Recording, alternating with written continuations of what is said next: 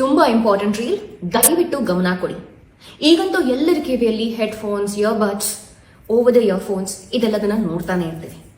ಆದ್ರೆ ನಿಮಗ್ ಗೊತ್ತಾ, WHO ಅಂದ್ರೆ ವರ್ಲ್ಡ್ ಹೆಲ್ತ್ ಆರ್ಗನೈಸೇಷನ್ ಈ ವರ್ಷದ ಶುರುವಿನಲ್ಲಿ ಒಂದು ಆರ್ಟಿಕಲ್ ರಿಲೀಸ್ ಮಾಡಿದೆ.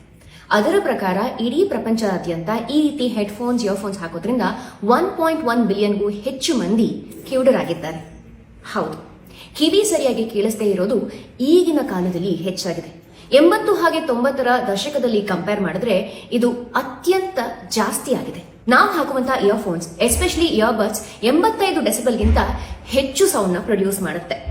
ಹಾಗೆ ಈ ಇವೆಂಟ್ಸು, ಪಬ್ಸು, ಪಾರ್ಟೀಸ್ ಇಲ್ಲೆಲ್ಲ 125 ಡೆಸಿಬಲ್ಗಿಂತ ಹೆಚ್ಚು ಸೌಂಡ್ಗೆ ನಮ್ಮ ಕಿವಿ ಎಕ್ಸ್ಪೋಸ್ ಆಗುತ್ತೆ. ಇದರಿಂದಾಗಿ ತುಂಬಾ ಬೇಗ ನಮ್ಮ ಹಿಯರಿಂಗ್ ಎಬಿಲಿಟಿನ ನಾವು ಕಳ್ಕೊಳ್ತಾ ಹೋಗ್ತೀವಿ.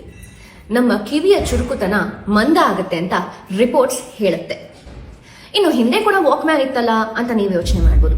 ಹಿಂದಿನ ಕಾಲದಲ್ಲಿ ಉಪಯೋಗಿಸ್ತಾ ಇದ್ದಂತಹ ಬ್ಯಾಟ್ರಿಯನ್ನ ಆಧರಿಸಿದಂತಹ ವಾಕ್ಮ್ಯಾನ್ ತುಂಬಾ ಬೇಗ ಸಾಯ್ತಾ ಇತ್ತು. ಹೀಗಾಗಿ ನಾವು ಹೆಚ್ಚಾಗಿ ಆ ಸೌಂಡ್ಗೆ ಎಕ್ಸ್ಪೋಸ್ ಆಗ್ತಾ ಇರಲಿಲ್ಲ. ಆದ್ರೆ ಈಗ ಹಾಗಲ್ಲ. ಮತ್ತೆ ಇದಕ್ಕೆ ಪರಿಹಾರ ಏನು? 60-60 ರೂಲ್. ಅಂದ್ರೆ ನೀವು ಕೊಡುವಂತಹ ವಾಲ್ಯೂಮ್ 60% ಮಾತ್ರ ಆಗಿರ್ಬೇಕು. ಹಾಗೆ ಒಂದು ದಿನದಲ್ಲಿ 60 ಮಿನಿಟ್ಸ್ ಮಾತ್ರ ಈ ರೀತಿ ಕ್ಲೋಸ್ ಆಗಿ ಸೌಂಡ್ ನ ಕೇಳೋದಕ್ಕೆ ನಿಮ್ಮನ್ನ ನೀವು ಎಕ್ಸ್ಪೋಸ್ ಮಾಡ್ಕೋಬೇಕು. ಆದಷ್ಟು ಇಯರ್ಫೋನ್ಸ್, ಇಯರ್ಬಡ್ಸ್ ಎಲ್ಲ ಯೂಸ್ ಮಾಡೋದನ್ನ ಕಮ್ಮಿ ಮಾಡಿ ಲೋ ವಾಲ್ಯೂಮ್ ನ ಹಾಕೊಳ್ಳಿ.